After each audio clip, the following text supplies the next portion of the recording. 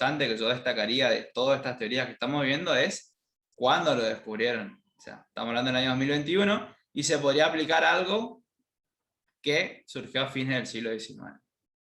Así que bueno, yo particularmente me quedaría conforme con que puedan comprender esta idea de Durkheim, ya que él, fíjense, obviamente estudió o abordó otras cuestiones.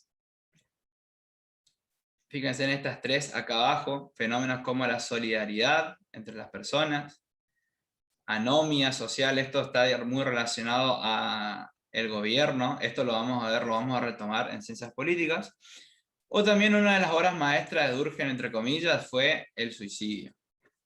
Fíjense que él se atrevió a tratar de explicar por qué la gente se suicidaba, aplicando esta teoría, ¿no?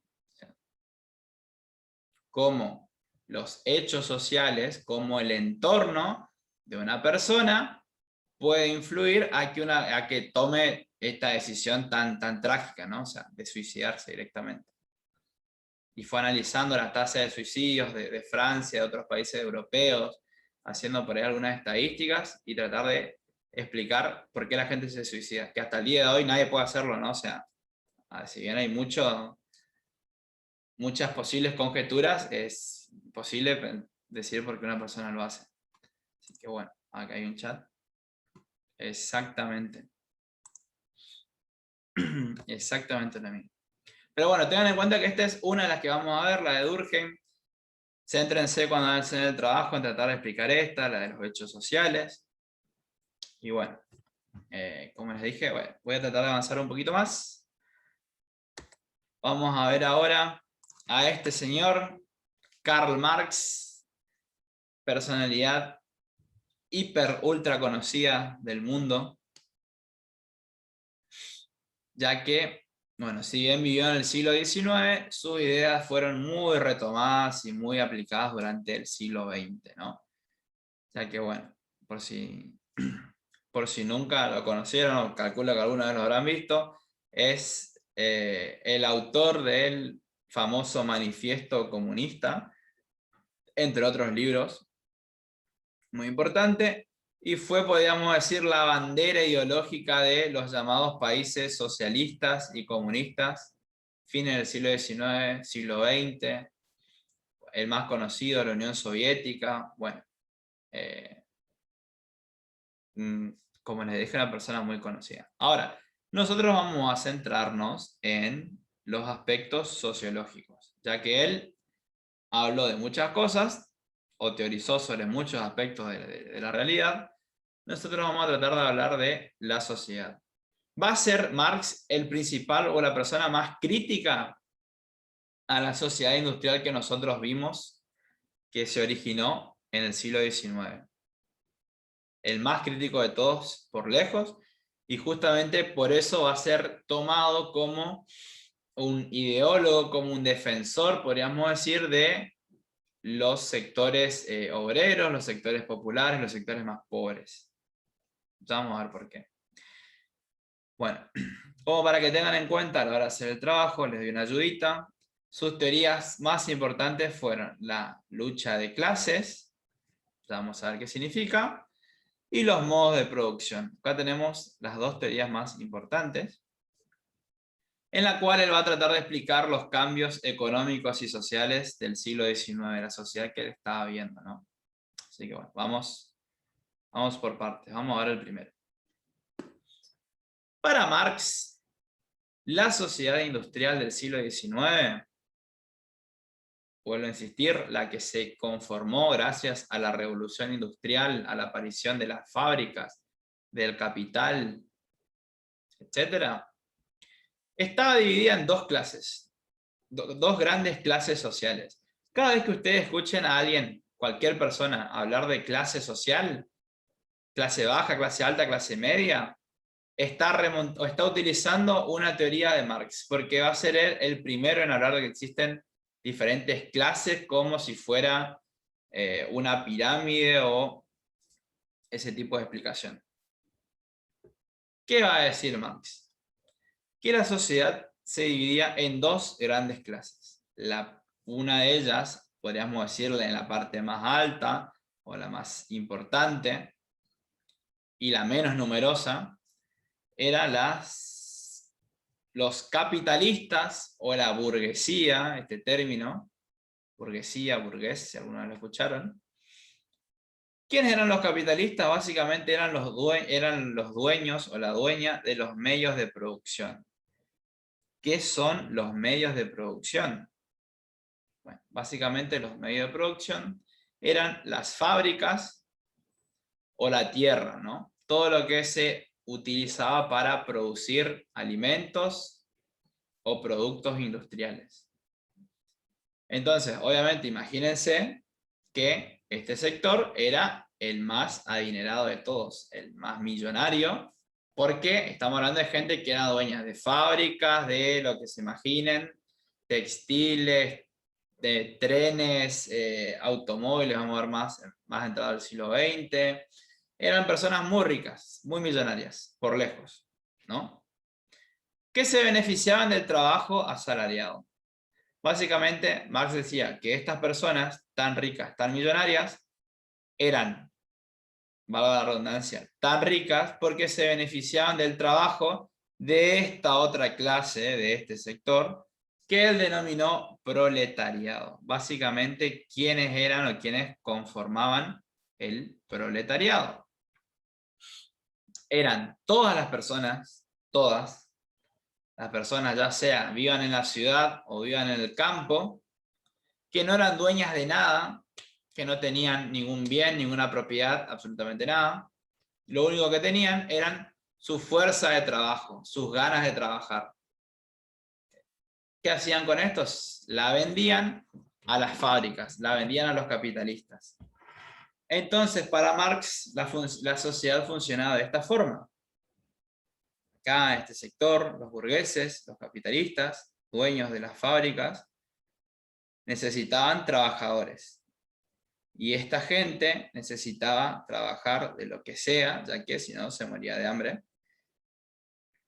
Entonces se empleaba en alguna de las fábricas o de vamos a decir, los campos, los latifundios de los capitalistas, a cambio de pésimos salarios. Ya vimos cómo vivían y cómo eran las condiciones de los obreros, ¿no? Eran explotados en jornadas de 14, 16 horas diarias, tenían que trabajar toda la familia, incluso los niños, pagos que apenas alcanzaba para alquilar una pieza, un 2x2, y comer una papa cruda por día, porque así era la realidad de esta gente, lamentablemente. Entonces, él consideró que la sociedad se dividía así, en estas dos grandes clases. Obviamente que los capitalistas eran pocos en proporción, eran pocas personas. En cambio, la mayoría de la sociedad que él vivía, el proletariado, eran muchos, ¿no? Había muchísimos obreros dispuestos a vender su fuerza de trabajo, a ser contratados en alguna fábrica pagándole miseria, ¿no? Así que él vio a la sociedad de esta forma, de esta manera. Profe, ¿te puedo hacer una consulta rapidita? ¿Cómo no? O sea que este pensador Sí. se denominaba a él misma como de la clase obrera. No, mira, por ahí lo interesante es que Marx no era una persona pobre, porque justamente él era una persona muy ilustrada, ¿no? Había ido a la universidad, pudo estudiar, era una persona muy formada que comenzó a ver esta realidad y comenzó a elaborar estas teorías. Pero no, él nunca fue obrero, sino que podríamos decir, él hablaba en representación de este sector. Pero era imposible, porque era imposible que Marx hubiese sido parte de este sector, porque no hubiera tenido el tiempo para ir a la universidad, para formarse, para poder pensar, ¿no? O sea, básicamente, porque si no tendría que estar trabajando 24/7. Él hablaba en defensa de este sector, así sería la idea. Así que bueno. ¿Qué decía Marx entonces? Teniendo en cuenta esta idea. que obviamente él veía una sociedad muy desigual, ¿no? Había gente que era terriblemente rica y había gente que era terriblemente pobre, ¿no? Prácticamente no había puntos medios, sino que o eras millonario o de muy buena posición económica o luchabas para sobrevivir, básicamente. Entonces, esta desigualdad provocaba lo que él llamaba la lucha de clases. Fíjense, la lucha entre estos dos sectores, entre los capitalistas, los burgueses y el proletariado.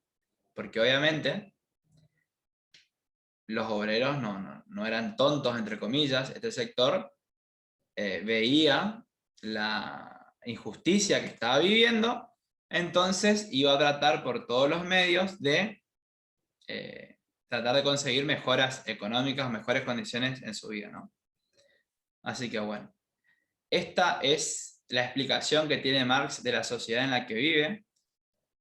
Dice que siempre va a existir mucha conflictividad social, va a haber siempre conflictos entre estos dos sectores, porque obviamente el sector capitalista burgués no quiere perder dinero, no quiere perder esos privilegios, no quiere ceder absolutamente nada, y en cambio los obreros quieren luchar por mejores condiciones, ¿no? Por eso en el siglo XIX surgieron los sindicatos, surgieron ideologías como el socialismo, el comunismo, porque esta sociedad industrial era muy desigual. Independientemente de lo que diga Marx, era muy desigual, entonces comenzaron lo que se conoce como luchas o el movimiento obrero en todo el mundo, ¿no?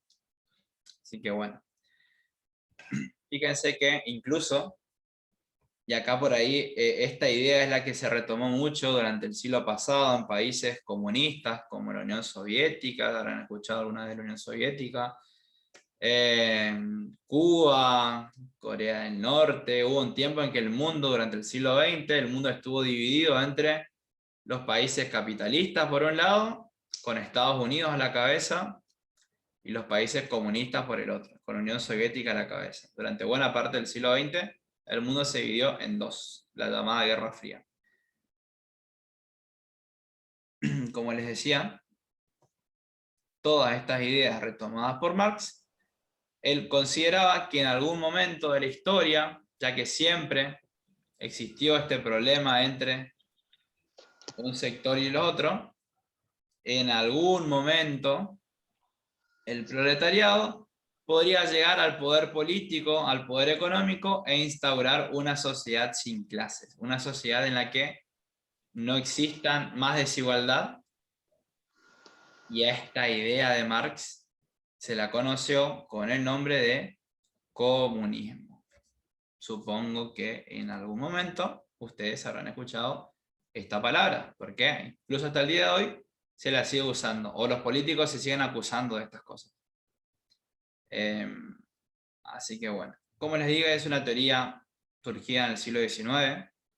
Fue muy importante porque fue la que mayor, al estar hablando del sector de los obreros, fue la que más impacto tuvo, la que fue retomada no solamente por los obreros, sino también por muchos revolucionarios del siglo XX. No voy a dar una clase de historia acá, pero piensen que las ideas de Marx, esta idea de lucha de clases, de sociedad